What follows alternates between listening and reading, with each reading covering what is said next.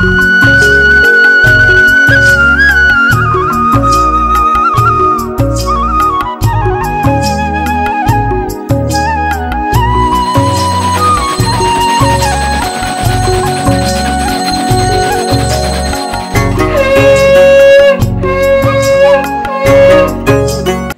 Hello friend good morning. तो देखो सकाल सकाल আমি অনেক দিন পর ব্লগটা নিয়ে আসলাম আর পুজো দিয়ে আজকে ব্লগটা শুরু করছি।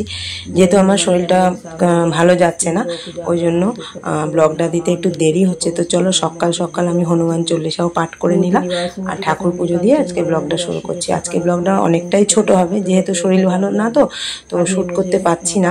যেটুকু শ্যুট করেছি সেটাই তোমাদের সাথে শেয়ার করছি, আর যে রান্নার রেসিপিগুলো তোমাদের সাথে শেয়ার করবো সেগুলো অনেকদিন আগে আমি শ্যুট করে রেখেছি। শুধু শরীর খারাপের জন্য, সময়ের অভাবের জন্য আমি ব্লগটা এডিট করতে পারিনি। তো যাই হোক চলো হনুমান চল্লিশা পাঠ করতে করতে আজকে পুজোটা শেষ করে নিলাম। আশা করি তোমাদের ব্লগটা ছোট হলেও ভালো লাগবে। আর দেখো ছাদে উঠে গেছি, কেমন মেঘলা মেঘলা মেঘলা, মানে চারিদিকে বৃষ্টি বৃষ্টি। আশা করি এই যে সকালবেলা বৃষ্টির সাথে আর দুধ চা খুবই ভালো লাগে। সব জায়গায় বৃষ্টি হচ্ছে দেখতে পাচ্ছি ব্লগে। আর চা তো হয়ে গেছে, সবার জন্য কাপে কাপেও নিয়ে নিচ্ছি। তো সকালবেলা দুধ চা খেতে কার কার ভালো লাগে অবশ্যই জানাবে। আমার তো ভীষণ প্রিয় শীতকাল গরমকাল মানে দুধ চা। চা মানে আমার কাছে দুধ চা, লিকার চা অতটা খুব একটা পছন্দ করি না, কিন্তু তবুও খাই। তো চলো রেডি হয়ে গেল, এটা দাদাভাইয়ের কাপ আর প্লেট আর বিস্কুট। তো চলো দাদাভাইয়ের সাথে ডাইনিং টেবিলে বসে পড়লাম চা খেতে। চা খেতে গিয়ে মনে পড়লো এই রে জল খাইনি, ওষুধ খাইনি। তো সেটাই ভাবছিলাম আর কি, এটা পরে খাবো না আগে খাবো। চা তো মুখে দিয়ে ফেলেছি। তো চলো চা যখন খেয়েই ফেলেছি আর কি করার, আর চলে আসলাম সকালবেলা ব্রেকফাস্টে আলুর তরকারি করতে।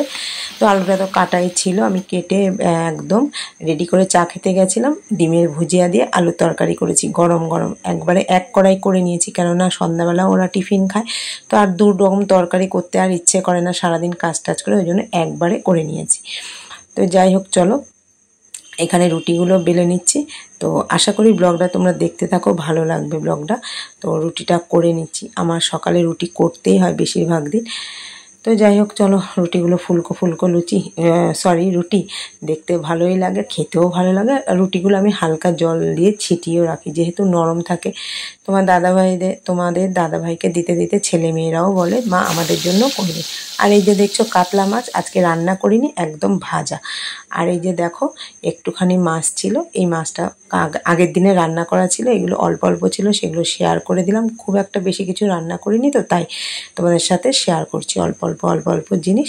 আর সঙ্গে মাছ ভাজা ছিল। তো যাই হোক চলো, আর এই দেখো যে জিনিসগুলো ছিল অল্প অল্প ফ্রিজে, যেহেতু শরীরটা ভালো না খুব একটা রান্না বান্না করিনি, তো এগুলো আগের দিনেই ছিল। আর সন্ধ্যাবেলা দেখো মেয়ে অফিস থেকে এসে আমাকে ওষুধ আর জল দিচ্ছে। জ্বরটা এসছে 2-3 দিন ছিল, তো জ্বরটা খুব একটা মানে সারেনি, অল্প অল্প জ্বরই ছিল।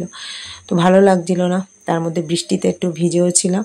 তো ওষুধটা খেয়ে নিচ্ছি, খেয়ে নিয়ে মেয়ে একটু চা করে দিল, চা আর মুড়ি দিয়ে সন্ধ্যাবেলা খেয়ে নিচ্ছে। উঠতে একদম ইচ্ছে করছিল না, তো জ্বরের ওষুধ খেয়ে নিয়েছি। এই যে মেয়ে চা আর মুড়ি নিয়ে চলে আসলো, বললো মা তুমি খেয়ে নাও।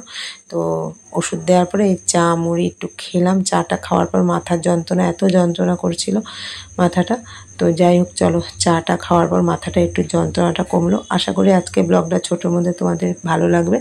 লাইক শেয়ার কমেন্ট করো। এখন আর আমি সেভাবে কারো ব্লগ দেখতে পারি না, তোমাদের যদি একটু হলেও ভালো লাগে ব্লগটা দেখো। তো চলো আজকের মতো ব্লগটা এখানেই শেষ করছি, টাটা।